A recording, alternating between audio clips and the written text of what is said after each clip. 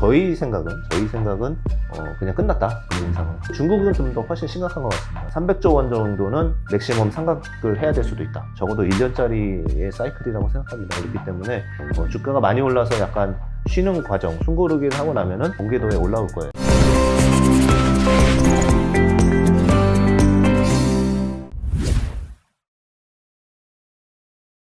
안녕하세요. 매경자이언트TV 양무선 기자입니다. 자, 2023년 상반기 주식시장은 2차전지 쏠림 현상, 그리고 미국에서는 기술주 위주로 쏠림 현상이 있었는데요. 최근에는 빠른 테마별 순환매도 벌어지고 있습니다. 그러다 보니까 올해 가을, 겨울, 그리고 내년 이후에 투자 전략 고민하시는 분들 많을 텐데요. 크로스힐 자산운용에서 오신 김태용 대표님 모시고 정말 이 현직 운용사에서는 어떤 고민하고 계신지 여쭤보도록 하겠습니다. 안녕하세요. 네, 안녕하십니까. 네. 최근 대표님께서 또 네. 출연해주신 저희 매경TV를 비롯한 여러 이제 방송을 보다 보니까 이 올 하반기 주식시장 전반적으로 영향을 줄 변수인 일단 금리부터 좀 짚어보도록 하겠습니다. 네.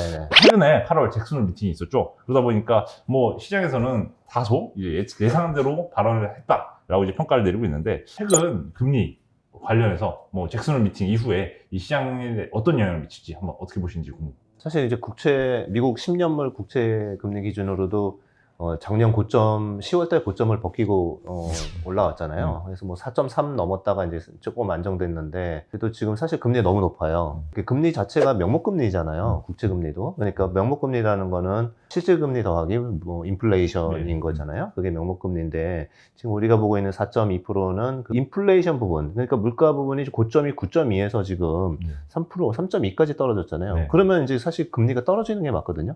근데 이제 안 떨어지는 이유가 뭐냐? 이거를 이제 두 가지로 보면은, 일단 첫째는 정책 금리를 이제 계속 올리고 있다라는 점이 있는 거죠. 그게 이제 큰 거고요. 두 번째로는 이제 정부가 부채 한도에 직면하다 보니까 국채를 발행해서 돈을 땡기다 보니까 국채를 발행하면은 계속 그 채권 가격은 떨어지고 금리는 올라가는 이런 현상. 그러니까 수급적인 문제까지 이제 같이 합쳐진 겁니다. 그러니까 인플레이션이 떨어진 게 반영이 전혀 안 되고 있어요. 그리고 마지막으로 사실은 이제 금리라는 거는 경제 성장률도 포함이 돼 있고요. 물가도 포함이 돼 있고 여러 가지가 포함이 돼 있습니다. 근데 경제 성장률이 생각보다 굉장히 좋다라는 부분까지도 포함이 돼 있습니다. 그래서 지금 안 빠지고 있는 거예요. 그게 이제 지금의 이제 8월달 주가 조정의 어떤 제일 큰 이유였고요.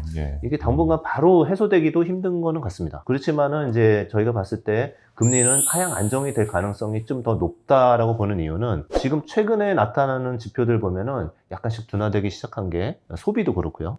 소매 판매도 그렇고, 또는 ISM 제조업 지수나 서비스업 지수. 그동안 서비스업이 굉장히 좋았잖아요.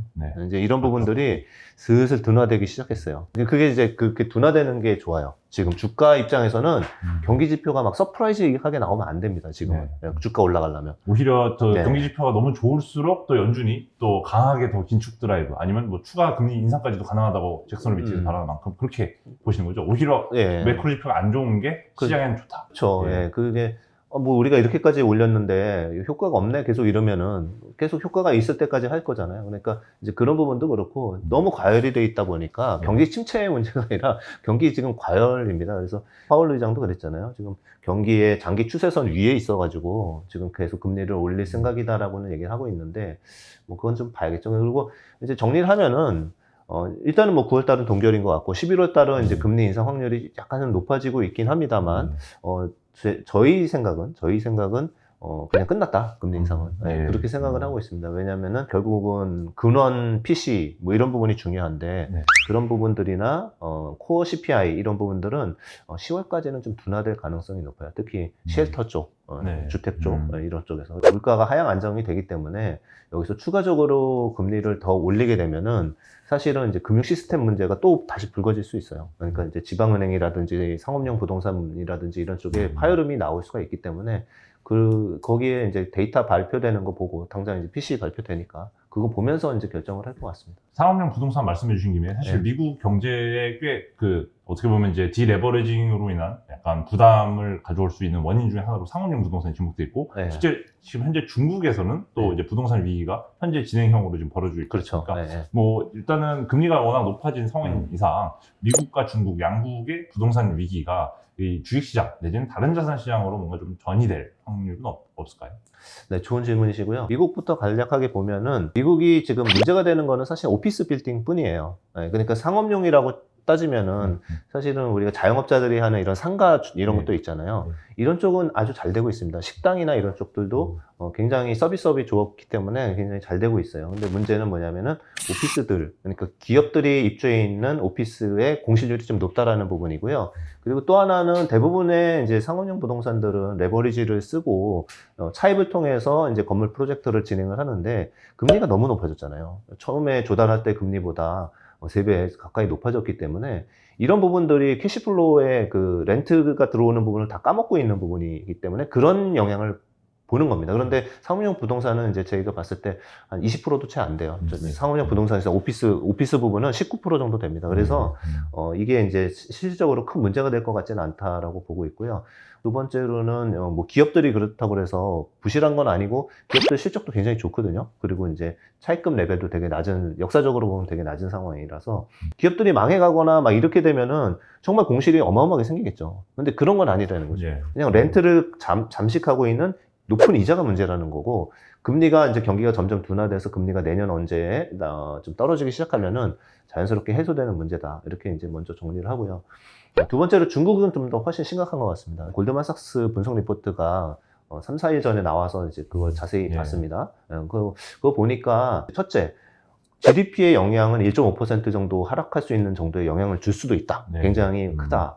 한 60조 위안 정도가 이쪽 부동산 관련한 대출인데 그 중에서 40조 위안은 그냥 모기지 같은 일반 그 대출이고요. 개인들한테 있는 대출이고 20조 위안 정도가 그 디벨로퍼들에 대한 건설사나 디벨로퍼에 대한 대출이다. 그런데 그거는 위험하다라고 얘기한 거죠. 그리고 거기서 이제 상각률 얼마 받냐면 10% 정도 봤어요. 2조 위안. 우리나라 돈으로 하면 300조 원 정도 조금 넘죠. 300조 원 정도는 맥시멈 상각을 해야 될 수도 있다. 이제 그러니까 꽤 큰 규모입니다. 그리고 마지막으로 정리하면은 그러면 은행이 이것 때문에 은행이 도산을 하거나 뭐 부실이 전이가 돼가지고 뭐 연쇄 금융위기가 오냐? 그거는 아니다.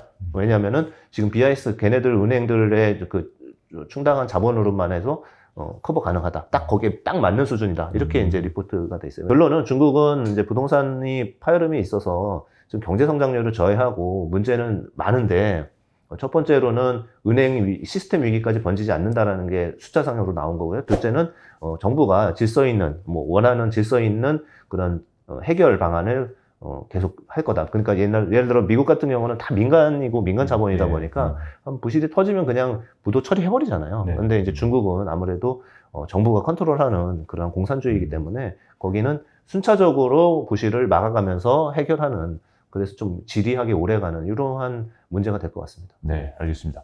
또 사실 이제 매크로 한번 전반적으로 다뤄봤으니까 사실 국내외 주식시장 업종별로 한번 살펴보도록 하겠는데요. 한국 같은 경우는 사실 올해 상반기만 놓고 보면 2차전지 일단 그 압도적으로 좀 독주하는 시장이었고, 물론 이제 반도체라든지 일부 뭐 AI라든지 로봇 테마주 업종에서 일부 또 급등하는 종목이 있었고, 뭐 초전도체 이런 것까지는 제가 말씀을 안 드리도록 하겠습니다. 또 미국 같은 경우는 매그니피센트 7 주식, 7 주식이죠. 엔비디아, 테슬라를 앞세운 빅테크 위주의 주식들이 극단적으로 좀 쏠림 현상이 많이 벌어졌는데요. 그러다 보니까 이 올해 하반기 앞둔 투자자들의 걱정은 쏠림 현상이 앞으로 계속되는 건지, 아니면 이 쏠림 현상이 다른 업종, 아니면 여태까지 소외받았던 업종으로 좀 그 매기가 확산될 수 있는지, 이걸 궁금해하는 것 같습니다. 어떻게 보십니까? 하반기는 당연히 이제 확산이 조금씩 되고 있고 될 수도 있다고 생각합니다. 그런데 보통 주도주들은 쉽게 끝나지는 않아요. 그 이제 상승 사이클에서 이제 업종을 주도했던 것들은 대부분 다 이제 확실한 이유가 있잖아요. 그래서 2차 전지는 이제 장기 성장이랑 큰 오더랑 이런 부분들을 타고서 가는 건데, 워낙 많이 올랐기 때문에, 그러니까 2분기에 워낙 많이 올라서 3분기는 쉬고 있는 거고, 실제 실적도 3분기는 별로 안 좋아요. 스프레드 때문에 원재료 가격이 많이 올라와서 안 좋고요. 뭐 4분기부터는 조금 다시 회복이 될 거고, 내년에 다시 이제 본 궤도에 타겠죠. 그렇기 때문에 2차 전지의 조정은 뭐 단기적인 조정, 여기서 단기는 뭐 3개월에서 6개월도 포함이 됩니다. 저희 호흡으로는. 그리고 그게 다시 이제 실적 성장세가 나오고 오더 이제 이런 것들이 또 한 번씩 발표를 하면은 성장 궤도에 다시 올라설 거라고 생각하고 있습니다. 반도체 같은 경우도 AI용 반도체의 어떤 투자 붐이잖아요. 근데 실질적으로 이제 엔비디아 실적을 봐도 알겠지만 여기는 실체가 분명히 있는 거고, 실제 어마어마하게 매출 성장이 있는 부분이기 때문에 이쪽에 이제 후공동 반도체 업종들이 우리나라에서 좀 많이 올랐는데 그건 여전히 유효한 것 같습니다. 오른 거는 뭐 한 3개월에서 4개월 정도밖에 안 된 상황이고 보통 큰 사이클이 들어오면 최소 사이클이 짧아도 1년, 길면은 3년 이렇게 가는데 2차 전지는 뭐 3, 4년짜리 사이클이라고 치면은 반도체 같은 경우는 그러니까 HBM, 후공정 이런 쪽에 이쪽은 보틀렉이 크게 걸려 있기 때문에 적어도 1년짜리의 사이클이라고 생각합니다. 그렇기 때문에 주가가 많이 올라서 약간 쉬는 과정, 숨고르기를 하고 나면은 또 본궤도에 올라올 거예요. 네. 그 외에 좋았던 거는 뭐 송배전이라든지 네. 미국의 인프라 투자하는 관련주라든지 아니면 엔터테인먼트라든지 이런 업종들이 주도 업종이었잖아요. 네. 근데 지금 이제 확산되는 거는 뭐 중국의 소비 또는 중국에서 해외여행, 특히 한국에 이제 들어오면서 네. 한국의 소비가 좋아진다. 그런 이제 관련주들로 확산이 됐었죠. 그래서 뭐 그런 것도 이제 충분히 이유가 되는 것 같고, 여행, 카지노, 뭐 면세점 이런 쪽들도 이제 충분히 확산될 수 있을 거라고 생각하고요. 그리고 마지막으로 전체적으로 이제 섹터가 좋아지려고 그러면은 사실 경기가 좋아져야 돼요. 네. 지금의 이제 미국 경기나 한국 경기나 이제 좀 쏠려 있는 현상이 왜 나타나냐면은 서비스업만 좋고 또는 뭐 IT, 2차 전지와 같이 장기 성장 산업만 좋고 이러다 보니까 돈이 골고루 흘러가지 않고 그냥 한쪽으로 압축이 됐던 거죠. 그런데 이제 과거에도 그랬듯이 이게 쭉 다 펼쳐지려고 그러면은 실질적으로 제조업도 같이 좋아져야 되는 사이클에 들어가야 됩니다. 지금 미국도 제조업은 안 좋은 상황이고요. 그런 거는 이제 내년에 차차 다 이렇게 온기가 흐르지 않을까 보고 있습니다. 예. 뭐 2차 전지에 대해서 워낙 예전부터 장기적인 성장성에 대해서 되게 많이 분석을 해주셨었고 실제로 수주장고나 이런 걸 토대로 숫자로도 보여주시면서 뭐 밸류에이션상 꾸준히 성장 수주장고 쌓이고 있기 때문에 괜찮다라고 말씀해 주셨는데 뭐 항상 2차 전지만 놓고 보면 항상 이 개인 투자자분들은 미래 성장성은 알겠는데 대체 현재 주가가 어느 정도로 선반영돼 있느냐에 대해서 많이 헷갈려 하시더라고요. 이런 선반영 정도에 대해서도 뭔가 대표님 나름대로 판단하시는 기준이 있을까요? 네, 저희도 이제 밸류에이션도 보고 하는데 지금 선반영된 거는 맞아요. 그러니까 얼마 전에 이제 뭐 에코프로 기준으로 뭐 150만 원을 찍었다가 110만 원 갔다 이랬을 때는 거의 2027년까지는 다 선반영이 돼 있다라는 생각은 들더라고요. 그래서 뭐 업체마다 다릅니다. 뭐 LNF 있고 에코프로 BM 있고 뭐 포스코 퓨처엠이 있잖아요. 그냥 매출로 다시 봐도 120조 원을 수주했는데 올해 예상 매출이 5조 5천억 정도 되거든요. 5조 5천억이 120조를 다 반영하려고 그러면은 거의 10년째. 근데 이제 스케파가 빨리빨리 늘어나니까. 그러니까 이제 성장이 눈에 보이는 거죠. 그리고 이게 쉽게 캔슬될 물량도 아니거든요. 다 오더 준 것들도 빅3 뭐 또는 이제 뭐 테슬라 뭐 이런 회사들이니까요. 그런 부분에서는 장기 성장성은 있는데 주가가 이제 너무 급하게 오르는 거. 그러니까 이 기울기를 가야 되는 건데 이 기울기로 갔던 것들이 이제 해소되는 부분이죠. 그래서 저희는 그렇게 생각해요. 이 주가를 밸류에이션을 보지 마라. 이렇게 장기 성장성이 나오는 굉장히 큰 산업은 패러다임이 바뀌는 산업은 밸류에이션 PR 50배가 비싸다고 해서 다 팔았어. 그런데 사실은 보면은 테슬라도 PR 200배부터 시작했잖아요. 그렇잖아요. 아마존도 그렇고. 그러면은 테슬라나 아마존이나 수십 배가 올랐는데 그걸 다 놓치는 거예요. 사실 반도체도 아까 말씀해 주시면서 AI 반도체, 엔비디아의 실적 자체가 정말 이 실체가 있는 매출이라고 강조를 해주셨는데 사실 어떻게 보면 증시에서 워낙 쏠림 현상이 오래 심하다 보니까 엔비디아 수혜주는 엔비디아밖에 없다 뭐 이런 식의 표현도 사실 나오는 것 같고 HBM 밸류체인이 한국에서 물론 후공정 업체들이 이미 많이 올랐지만 좀 더 갈 수 있다 취지를 말씀해 주셨는데 그렇다면 삼성전자나 SK 하이닉스 같은 뭐 대형주, 사실 하이닉스는 또 HBM을 지금 현재 독점적으로 사실상 납품을 하고 있기 때문에 주가가 먼저 많이 올랐지만 삼성전자 같은 경우는 HBM 뭐 만든다고 하는데 주가는 뭐 아직 전혀 이제 미동을 않고 있어가지고 이 부분 반도체 대형주 아니면 좀 반도체 전공정단에 대해서 어떻게 보시는지 궁금합니다. 전공장 그러니까 이제 지금 반도체주가 생각보다 못 오르고 있는 건 사실인데 하이닉스는 좀 올랐지만 그 제일 큰 이유는 그건 것 같아요. 그러니까 전방 수요가 너무 안 좋아요. 그러니까 3분기 정도 되고 감산 이 정도 했으면은 가격도 올라가고 뭐 이렇게 재고 확충도 되고 이럴 거라고 생각했는데 전방 산업 중에서 제일 안 좋은 게 사실은 이제 스마트폰하고 PC 뭐 이런 거죠. 스마트폰이 비중이 제일 컸었어요. 근데 지금은 이제 데이터 센터가 거의 추월을 일시적으로 했는데 지금 이제 중국 같은 경우도 이제 스마트폰 판매량이 3년간 마이너스 역성장하고 있거든요. 그리고 PC도 당연히 경기 민감한데 PC도 이제 수요가 많이 죽어 있는 상태이기 때문에 커머더티 디램이라든지 뭐 낸드라든지 이쪽에 수요가 너무 안 좋고 가격이 반등을 못 하는 겁니다. 그래서 이런 부분들은 차차 해소는 될 것 같아요. 또 이제 삼성전자가 낸드도 또 한 번 더 공급을 줄인다, 감산한다 이런 얘기도 있고 하니까 전체적으로 회복은 할 것 같은데 문제는 아직까지 그 제조업 사이클에서 굉장히 큰 구매 이런 상황이 안 보여요. 그러니까 미국은 좋아요. 그렇지만 중국은 되게 나쁘다라는 거죠. 그리고 어떻게 보면 스마트폰의 생산도 중국이 세계 1위거든요. 우리가 뭐 삼성전자 있어서 1위 같지만 오포, 비보, 뭐 하웨이 이런 거 다 합쳐놓으면 중국이 압도적으로 1등입니다. 근데 이제 거기가 시장이 죽어 있기 때문에 반도체 소비가 당연히 안 될 수밖에 없죠. 네. 그래서 이제 전공정이 좀 힘든 부분이고요. 반면에 이제 후공정은 기술적인 패러다임이 완전히 바뀌었어요. 네. 그래서 방식이 다 바뀌었고, 그래서 이제 전공정은 잘 아시겠지만 이제 미세화 공정으로 내려가는 이게 막 이제 7나노에서 3나노로 가고 이렇게 갈수록 점점점 어려워져요. 2나노 가고 이런 게 너무 어려워지고 효용도 떨어지고 투자 대비 이렇기 때문에 1나노 떨어뜨리는데 50조 원 투자해야 돼요. 그러니까 너무 어렵다. 이제 이런 상황에서 지금 HBM처럼 AI용 반도체는 이제 속도의 문제잖아요. 이제 이런 부분들은 이제 좀 더 패키징 쪽에 주목을 한 거죠. 어떻게 효율적으로 패키징을 하면은 속도를 늘릴 수 있을까라고 한 건데 자세한 기술적 설명은 딴 데서 많이 들으셨을 것 같아서 그거는 이제 빼고 어쨌든 아주 압축하면은 옛날에는 넓은 부지에 멀리서 이제 아파트가 아닌 개인주택을 많이 놓고 이제 거기서 출퇴근하면서 중앙 오피스에서 일을 했다고 치면은 HBM이란 개념은 개인주택 다 없고요. 그냥 12층짜리 아파트 바로 회사 바로 옆에다가 해서 출퇴근을 빨리 하게끔 하고 그 고속도로도 한 10배로 확장해줘가지고 속도를 높였다. 이렇게 이제 이해하면 편하잖아요. 근데 실제 딱 그래요. 그래서 그 10층, 12층짜리 쌓는 그 기술, 이런 거에 수혜주, 이런 것들이 지금 저희가 아는 뭐 네이버에 치시면 후공정 수혜주 하면은 딱 뭐 3개가 핵심인 거 있잖아요. 맞습니다. 시총 큰 거. 네, 그런 회사들인 거죠. 여전히 그래도 그 후공정단에 대한 그 시장 추가 상승 여력은 남아있다. 아직 왜냐하면 또 사이클 올라간 게 뭐 3, 4개월 저희는 이제 각도도 보지만 기간도 봐요. 근데 각도는 잠깐 쉴 때는 됐지만 지금 쉬고 있죠, 사실. 쉬고 그렇죠. 있고 엔비디아도 이 어마어마한 실적을 내고도 쉬고 있잖아요. 네, 그거는 이제 기대치가 반영된 거에 대한 한 번의 확인이고 그 다음에 또 한 번의 실적이나 이런 것들이 나올 때 두 번째 이제 또 상승이 있을 것 같습니다. 알겠습니다.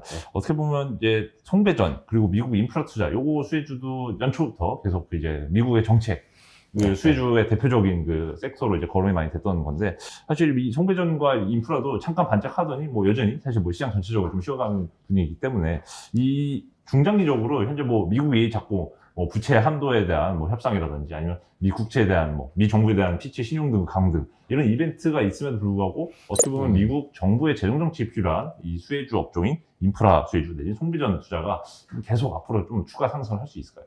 네, 저는 뭐 충분히 가능하다고 생각합니다. 지금 이제 IRA 법안 한 지 딱 1년 막 넘었거든요. 그래서 바이든이 얼마 전에 뭐 거기에 대한 치적도 발표하고 했었잖아요.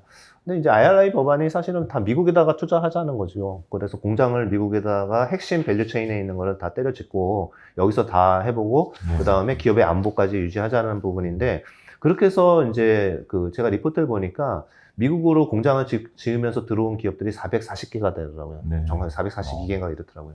어마어마한 공장을 미국에 짓고 있는 거예요. 우리가 알고 있는 뭐 2차전지, 반도체 이거 외에도 세계 각국에 이제 그런 공장들이 들어와서 짓고 있는 거고요. 그리고 이제 거기에 대한 짓고 있는 투자가 되는 것들이 결국은 미국의 재정 지원을 통해서 되잖아요. 그래서 IRA 법안에서 이제 어떤 세금 해제 특혜를 주는 부분들 때문에 지금 이제 기업들한테 수십 조씩 꽂아줘야 되고 상반기에만 해도 벌써 한 3, 40조 이상 준 것 같아요. 그런 들어온 기업들한테. 그래서 그러니까 이제 미국의 정부가 부채 한도에 금방 차고 그러니까 그 국채를 계속 발행을 하는 게 이거는 QT는 하면서 그러니까 이제 통화를 담당하는 페드는 긴축을 하고 정부는 확장 정책을 피고 있는 거예요. 그렇죠. 근데 거기에 타겟해서 피는 데가 딱 IRA 관련한 것들만 하고 있는 거잖아요. 그러니까 이제 거기에 인프라 투자가 되고 있으니까 이제 거기에 수혜주는 예를 들면 이제 쉽게 보면은 굴삭기라든지 캐터필러 실적이 굉장히 서프라이즈 나오고 잘 나오고 있죠. 계속 그런 관련한 투자, 뭐 주택 건설이라기보다는 공장 투자. 그 다음에 이제 송배전이 잘 되는 이유도 이게 스토리텔링도 되게 중요해요. 주식에는 어닝만 보는 게 아니라 미래에 대한 예측을 볼 때 이게 이런 스토리로 이렇게 가겠구나라는 게 잘 그려지면은 사람들 설득하기도 쉽고 예. 그러면은 이제 사기도 쉬운 거예요. 그 스토리를 잠깐 이제 말씀드리면 뭐 아시는 거겠지만 예를 들어서 IRA가 짓고 있는 게 이제 태양광 외에도 풍력 발전소 굉장히 많이 짓고 예. 있거든요. 그리고 유럽도 그렇고 미국도 그렇고 3년간 풍력 발전소가 지금 2배 정도 설치가 됩니다. 예. 지금 현재 카파버 네. 대비. 그러면 해양 풍력이 이제 준대 풍력 거기다 해양에다가 해서 전기 끌어와야 되잖아요. 그리고 또 하나는 뭐 테슬라가 열심히 짓고 있어서 슈퍼차저 그러니까 이제 충전소 같은 경우도 범용으로 다 쓸 수 있게 되면서 테슬라 주가도 반짝거렸었는데 이런 슈퍼차저들을 많이 지면은 결국은 다 글로 전기 보내줘야 되잖아요. 예. 전국 곳곳으로 보내줘요. 공장에다 또 전기 곳곳으로 보내요. 근데 굉장히 노후화가 돼 있어요. 네. 송배전 설비들이. 그런 부분 때문에 지금 이제, 요거는 이제 스토리잖아요. 예. 네. 그러니까, 말 되네? 그러면 진짜 실적을 까볼까? 이러고서 딱 까보면은 지금 송배전 업체들의 수주가 50%가 늘었어요. 예. 네, 실제로. 예. 네, 네. 그런 것만 봐도, 그러면 이익으로 바로 연결이 되겠구나. 네. 스토리만 있으면 안 됩니다. 스토리가 있고, 수주가 있고, 그게 매출로 이어지느냐를 봤을 때, 그 매출로 충분히 이어질 수 있다. 그렇지만은 이게 이제 중국에 많이 익스포저가 있는 데보다는 미국 위주의 스토리이긴 합니다. 예.